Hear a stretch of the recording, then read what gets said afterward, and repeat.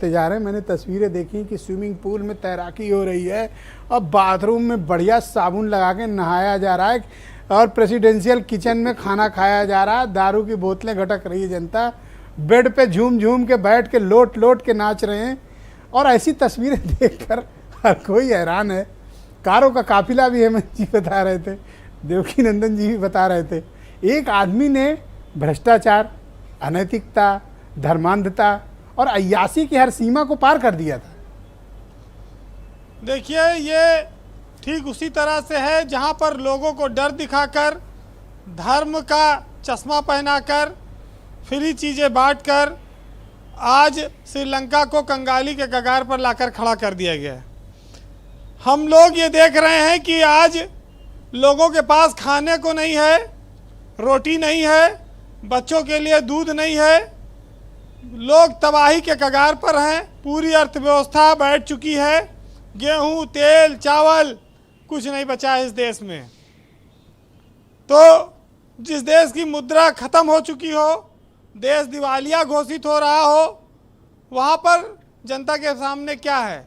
ये फौरी क्षणिक राजभवन का जो आनंद है, राष्ट्रपति भवन का, ये तो सिर्फ एक जो आक्रोश है और ये कह लीजिए कि थोड़ी देर के लिए लोग इन सुविधाओं को जिन्होंने कभी देखा ना होगा वो हासिल कर रहे हैं। लेकिन आज करोड़ों निर्दोष लोग बेवजह मर रहे हैं श्रीलंका में। श्रीलंका भारत का पड़ोसी देश है, उसका असर भारत पर आएगा। लेकिन जिस देश में राजनीतिक रूप से शीर्ष नेता भ्रष्टाचार में लिप्त हो जाए, वो देश तबाही की ओर जाता है। अभी एक बात आई कि ये श्रीलंका में, ये बात आज नहीं आई, 2019 में आतंकवादी हमले से इसकी शुरुआत हुई थी, जिसके बाद पर्यटन उद्योग पर एक बड़ा असर पड़ा। आज 5 स्टार होटल सब खाली पड़े हैं। जितना लग्जरी जीवन शैली है श्रीलंका की, वो ख़त्म हो चुकी है। करोड़ों अरबों का रोज नुकसान हो रहा है।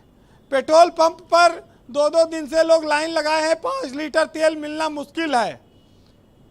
किस दौर जा रहा है? जैविक खेती को रोककर जिस तरह से सरकार ने एक गलत फैसला किया था, उसका परिणाम है कि खाद्यान्न संकट भी सामने है। 10 में से 9 परिवार एक टाइम खाना खा रहे हैं, जिससे कि खाने की जरूरत पड़े तो लंबे समय तक लोग जीवित रह सकें, उनके बच्चे जीवित रह सकें। जिस देश में पर्यटन से बहुत बड़ा राजस्व आता था, वहाँ पर कोरोना के बाद पर्यटन भी बर्बाद हो गया। समस्या इस देश की है, जिन जिन देशों में पर्यटन भूमिका मुख्य रही, वहाँ कोरोना की तबाही से आज भी वो देश उबर नहीं पाए हैं। 17.85 मिलियन श्रीलंकन रुपया राष्ट्रपति के घर में था, $50,000 के करीब। खैर, जनता देखिए, जनता ने खाया पिया चाहे जितना, लेकिन पैसा सब पुलिस के हवाले कर दिया। वहाँ जनता आज भी इतनी ईमानदार है। हमारे यहाँ होती तो पता नहीं कितना लूट ले जाते।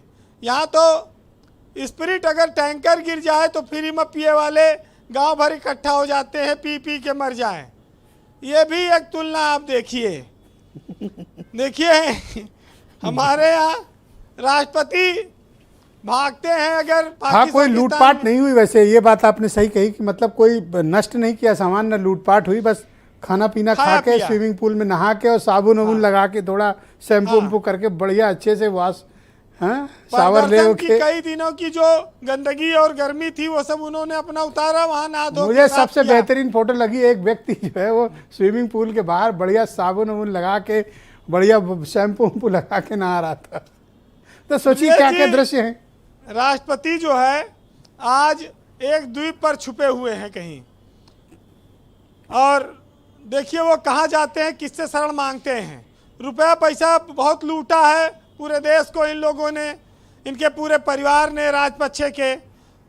लेकिन एक बड़ी बात अभी आई कि धर्म का डर दिखाकर, तमिलों का डर दिखाकर, एलटीटी का डर दिखाकर इस देश को कैसे धीरे धीरे कंगाली के रास्ते पर ले जाया गया। रविन्द्रनाथ टैगोर जी ने लिखा है जी वीरेन जी कि देशभक्ति हमारा आखिरी सहारा नहीं हो सकती। मैं कभी हीरो के दाम पर शीशा नहीं खरीदूंगा, और जब तक मैं जिंदा हूं देशभक्ति को मानवता से कभी ऊपर नहीं होने दूंगा। तो लोगों को थोड़ा सा ये अंतर समझना चाहिए कि जब आदमी की परछाइयाँ कद से और बातें औकात से बड़ी होने लगे तो समझिए कि उस देश का, उस नेता का सूरज डूबने वाला है। और यही हुआ। जी वीरेंद्र जी, conclude कहते हैं कि जो मुल्क का जो राजा होता है, कहते हैं कि फकीर की जो भूख होती है वो सिर्फ एक जान खाती है, लेकिन बादशाह की भूख पूरा मुल्क खा सकती है। ये श्रीलंका उसका सबसे बड़ा उदाहरण है आज की तारीख। बहुत बेहतरीन बात कही।